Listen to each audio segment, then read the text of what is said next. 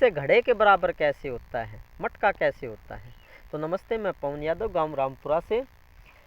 जैसे कुम्हार जो होता है, घड़ा जब बनाता है, कच्चा घड़ा होता है, तो उसमें नीचे अंदर के साइड में हाथ लगाता है और ऊपर से थपथपाता है, ताकि जो मटका है उसकी गोलाई ठीक बने, उसका शेप ठीक बने, आकार ठीक बने।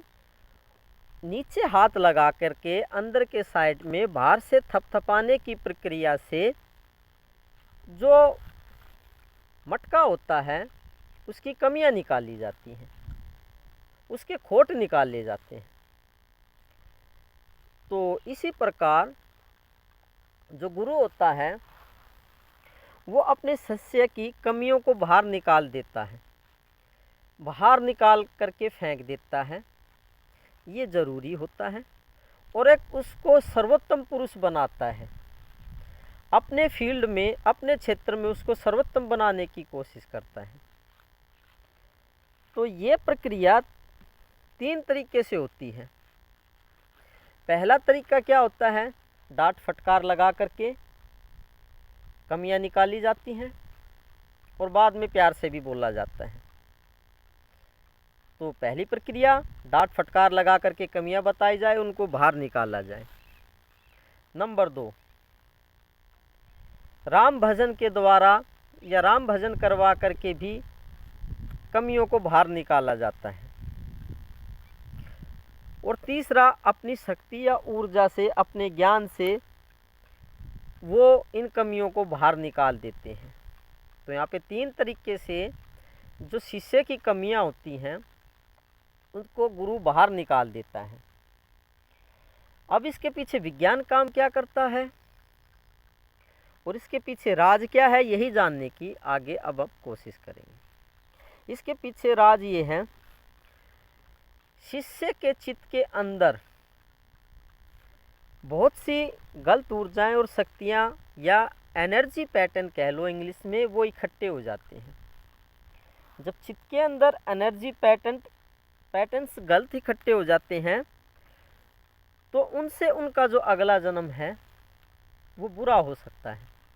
वो कीड़े मकोड़े का भी हो सकता है, किसी जानवर का भी हो सकता है। तो गुरु ऐसे जन्म से बचाने की कोशिश करते हैं, गलत ऊर्जाओं को बाहर निकाल करके शिष्य को निर्वाण की तरफ अग्रसर करते हैं, निर्वाण प्रदान करने की कोशिश करते हैं। जो ये गलत ऊर्जाएं होती हैं, जो चित्त के अंदर समाहित होती हैं, यही आने वाले गलत जन्म का या निम्न स्तर की योनि के जन्म का कारण बनते हैं। जैसे निम्न स्तर की योनि का कारण मतलब वही पशु पक्षी, कीड़े मकोड़े, इनका जन्म का कारण चित्त में समाहित ये शक्तियां ही हैं, ये एनर्जी पैटर्न्स ही हैं।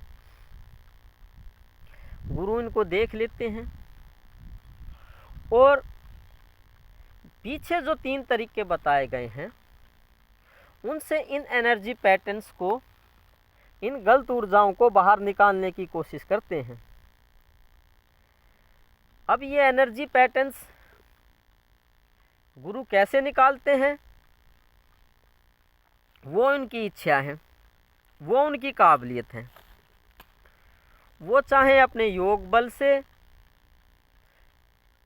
इन ऊर्जाओं को बाहर निकालें या फिर राम भजन के द्वारा, या तीसरा डांट फटकार या प्यार से बात करके। तो इस तरीके के गुरु प्रोसीजर, प्रक्रिया अपनाता है जिससे कि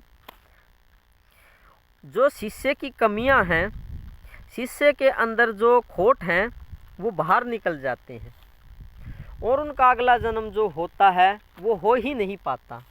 वो शिष्य निर्वाण को प्राप्त हो जाता है, परम गति को प्राप्त हो जाता है, उसको भगवत्ता की प्राप्ति हो जाती है।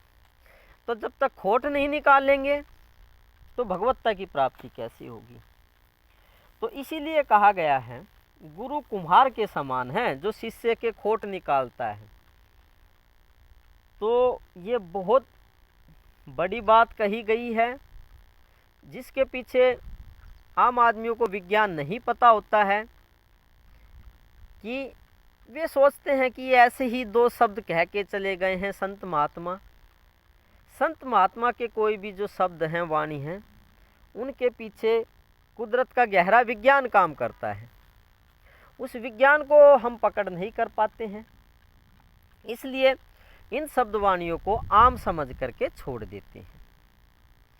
तो ये जो शब्द हैं, ये जो वाणी है, गुरु कुम्हार शिष्य कुंभ है, इसके पीछे मैंने विज्ञान बताने की कोशिश की गई कि ये विज्ञान कैसे काम करता है, ये शब्द कैसे काम करता है, ये वाणी कैसे काम करती है।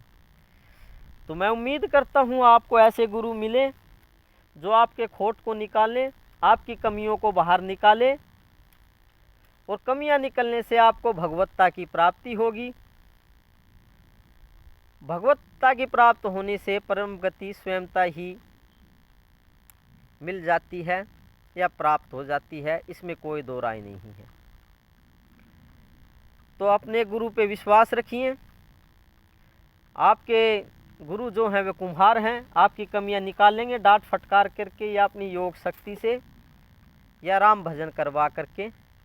उनका सहयोग करें, उनसे बुरा ना मानें, वो आपको अगले जन्म से बचा लेंगे, अगले बुरे जन्म से आपको बचा लेंगे। तो आपके जो गुरु हैं वे महानतम हैं। आपकी गुरु सत्ता को मैं प्रणाम करता हूँ, मेरा प्रणाम स्वीकार कीजिए। धन्यवाद आज के लिए।